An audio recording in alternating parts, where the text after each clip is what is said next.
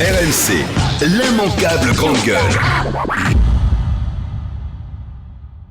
Ces gens-là, ils travaillent pour financer leurs études. Et donc, qu'est-ce que ça veut dire bosser dans la restauration rapide, ils connaissent déjà le monde du travail, en fait. Voilà, ils savent ce que c'est que la précarité. Donc déjà, première chose, cette loi, elle va avoir un impact concret sur tous ces étudiants qui sont déjà dans le monde de l'entreprise. Oui, mais la précarité, ils la vivent aujourd'hui. Et cette loi, si on reprend les arguments de Myriam El Khomri, c'est justement pour lutter contre la précarité, pour faire en sorte que, au lieu de rester avec des stages ou des CDD, on puisse obtenir plus facilement un CDI certes plus souple, mais plus accessible en quelque sorte. Exactement. Ça, c'est le deuxième question à laquelle je vais répondre. Parce que finalement, ça fait 40 ans qu'on nous explique ça. Le débat, écoutez-moi. Ça fait 40 ans qu'on nous dit, pour accéder au marché du travail, en particulier les jeunes, il va falloir flexibiliser. Bon, flexibiliser, c'est un mot de technocrate. Moi, j'ai jamais entendu un étudiant qui bosse la nuit à McDonald's me dire « je suis trop flexible en ce moment, c'est dur ». Ça s'appelle la précarité. Donc on nous dit « il faut précariser pour pouvoir accéder au marché du travail ». C'est ce qui a été fait ces dernières années. Mais non.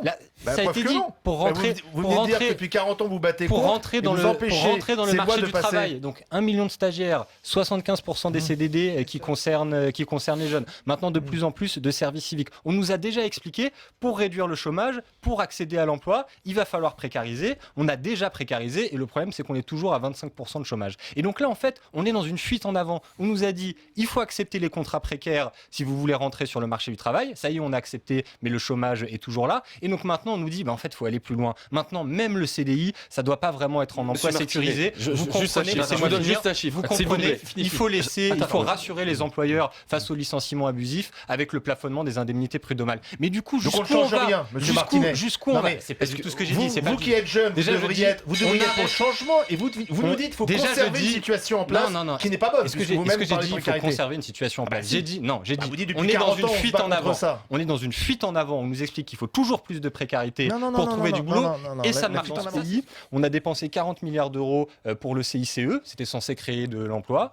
Je vois pas trop les emplois qui sont créés. Bon, par contre, je vois qu'il a fallu faire des économies dans le service public pour financer le CICE. Vous n'avez pas fait le début de proposition là pour l'instant. Vous êtes contre le CICE, contre cette loi, vous êtes contre à chaque fois. Plutôt que d'utiliser ces 40 milliards d'euros pour le CICE, et puis on a vu, je le disais, les conséquences dans nos universités, par exemple, qui sont délabrées parce que maintenant elles manquent de financement. Bon, on aurait pu garder peut-être quelques milliards pour repeindre les universités, et puis on aurait peut-être pu utiliser d'autres milliards pour, je sais pas, investir dans des secteurs d'avenir, transition écologique, le numérique, l'économie sociale et solidaire. Là-dedans, il y a plein d'entreprises qui veulent développer, qui veulent créer de l'emploi. On n'est pas obligé de faire juste de l'investissement public. On n'est pas obligé de créer un service public ou quoi que ce soit. On peut se dire qu'on soutient les entreprises qui sont dans des secteurs innovants qui créent de l'emploi. Le CICE, c'est pas ça. Le CICE, c'est on fait un chèque en blanc à tout le monde. Ça coûte extrêmement cher. Vous ne parlez pas du code du travail, ça ne fonctionne pas. Je suis désolé, mais on peut raconter ce qu'on veut sur le CDI, expliquer que c'est un truc de fonctionnaire, de gens qui veulent être dans la même boîte pendant 40 ans. Mais c'est quoi la réalité ? Vous êtes jeune aujourd'hui, vous allez voir votre banquier pour faire un prêt et acheter une voiture.